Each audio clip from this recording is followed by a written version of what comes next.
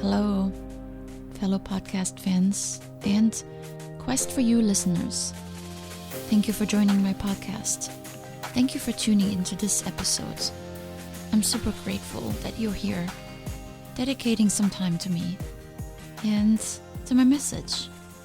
And my wish is you walk away inspired, maybe even making a couple changes in your life based on the information that you hear on this podcast. That would be great.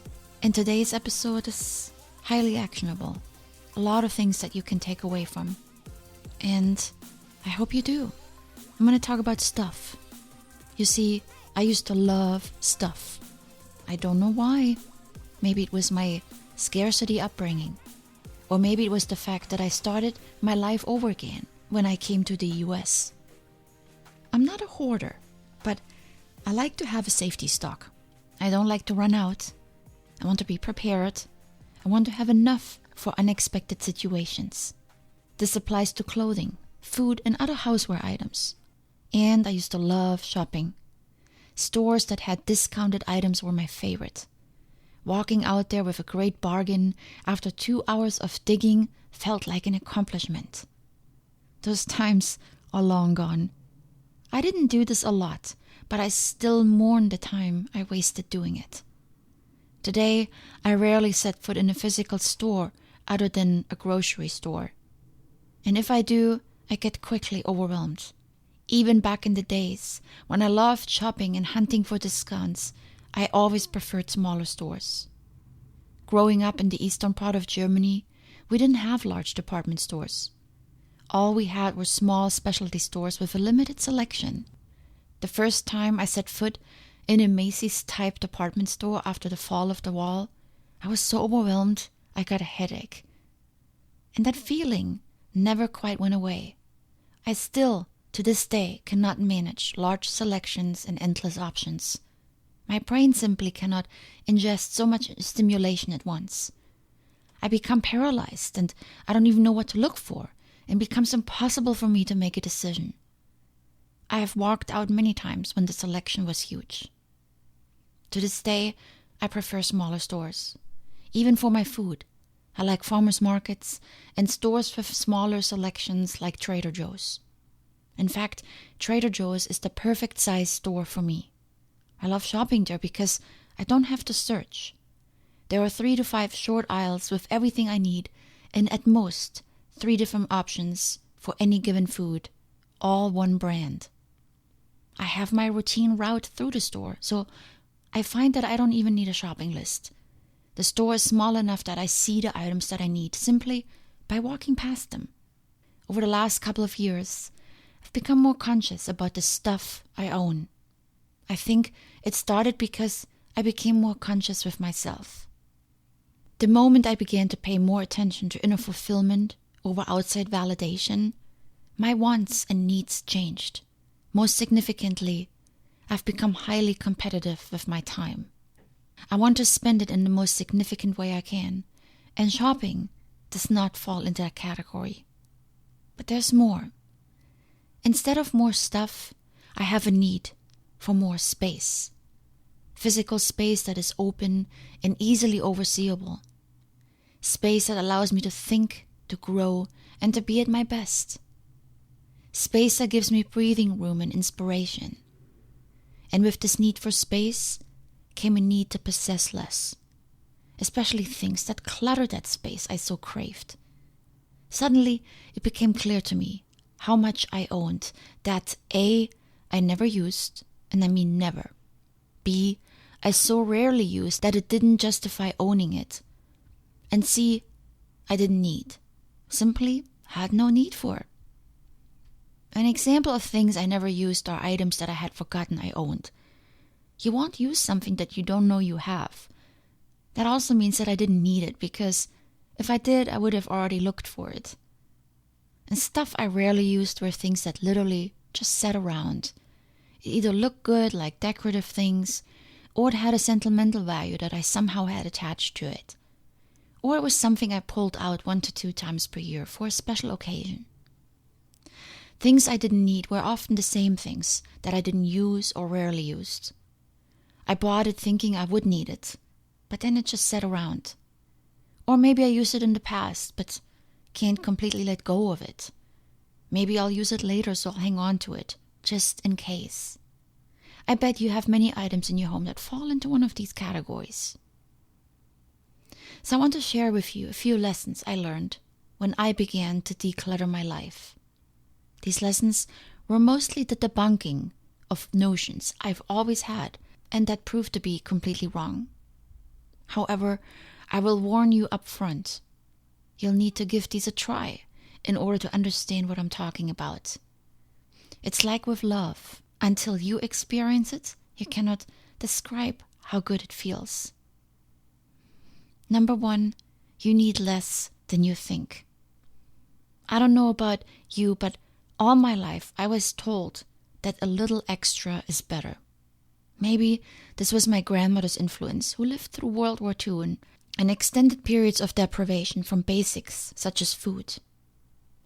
I started to realize that this concept was flawed when I consistently had food spoiled in my fridge or past the expiration date in my pantry. When my suitcases were bloated and I never wore all the clothes I took on a trip. And when stuff started to accumulate in my house without ever being touched by me unless to dust it off. I realized the power of less is more when I started traveling for business frequently. How a small suitcase could fit everything I needed for an entire week. How I lived like I was at home, nothing missing. It just amazed me. I also noticed that everything I don't buy, even after contemplating it for hours, I never think about or go back for. Everything I've ever given away or thrown away, I've never missed. I may have searched for it because I recalled owning it, but when I didn't find it, life went on. You need less than you think. At the end of a long week, coming home from work or the gym, I sometimes feel like stopping at a deli or the store to buy something nice because I think I have nothing left at home in the fridge. Yet every time I vote against it, I end up whipping up the most amazing little dishes from the few things that I have left. Scarcity creates resourcefulness. Some of my grandmother's dishes I most loved were the ones she ate as a child when there was war. We need so much less than we think. I encourage you to sit in the middle of your bedroom or living room and look around. Open all the drawers and the cabinets and ask yourself, when was the last time I used this item? I sometimes sit and look around my place. There are areas in my apartment I never look at, I never touch, or I never go to. We have so much more than we need. We are fortunate, but we don't need it. When you realize this, it will help you let go. And once you let go, you will realize the next thing. Number 2, empty space is a good thing. I always believed the opposite. Empty space was a void, and it called on me to be filled, as if something was deficient. This would be a wall that I felt needed a picture, or a space in my house that I felt needed to be filled with a piece of furniture, or the suitcase that still had some room after packing, so I added another pair of shoes, or the fridge that somehow looked empty, so I just went grocery shopping. How much can I fit is one way of living. But let me tell you a better way. How much can I avoid? When I began to leave space empty on purpose, I noticed the magic that started to happen. First, I felt a degree of discomfort, my old urge to fill it. But then I just sat with the feeling. And what happened was amazing. Instead of stuff filling the space, my mind and my energy filled the space. So let me tell you an example. Before I moved to my current apartment, I owned a 6-person dining room table. It would have fit, but I decided that one person doesn't need a table with 6 chairs. So I left the dining space purposely empty. A few days after moving in, I rolled my yoga mat out in that space, and I began a morning yoga routine that I tried in my previous place, but there it was always cramped and I never had enough room to properly do my poses. Hence, the yoga routine never really kicked off. Today, after over a year in this new place, the yoga mat is still in the same spot. Don't fill spaces because they call to be filled. Leave them empty for a while and sit with the space. And it's amazing what can happen. Something you always wanted to do will allow to come up. Don't buy silly pictures to fill up walls. Wait for the right piece to come along. Maybe a gift from a friend or a unique piece that you discover on a trip to another country. These things then will have more meaning to you. A room in your house that's empty, we tend to make guest rooms out of them. What if you always wanted a sanctuary for meditation or a place for drawing? Leave things empty for a while and let ideas unfold. With time and with space, they will come to you like fresh air. Today, I'm more scrupulous with all my purchasing decisions because I want as little as possible to encroach on my valued space. Number 3, material possessions are meant to be used. I know most of you have heard this before, but do you really believe it? I used to be so cautious with the things I owned. Dings, dents, scratches. I would lose sleep over it. Until I realized every week I clean these things that are dead. They have no purpose other than to look nice and be cleaned. You tell me, what's the point in owning things that just look good? So I scaled back to a very limited amount of things that sit on my shelf in the living room that look good. These are very few precious memories and gifts that bring me nice feelings when I see them. Everything else material, I either use it, consume it, or it has to go. That doesn't mean I value them less now or treat them badly.